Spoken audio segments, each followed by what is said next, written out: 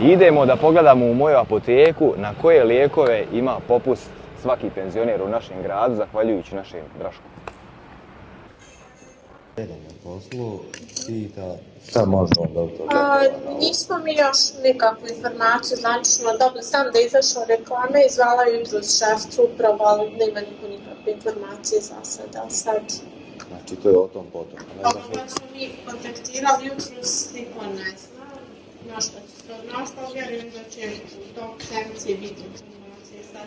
Iskreno ne vjerujem da će moći na lijekove. A sad ćemo da odemo i do Nešković pumpe da vidimo kako je i tamo stanje. Šefe, može pitanje jedno. Jesi čuo za ove Draškove kartice, ove prijateljstva i tu? To mene može. Tebe? Šta kaže, ili malo popusta tog desfeninga?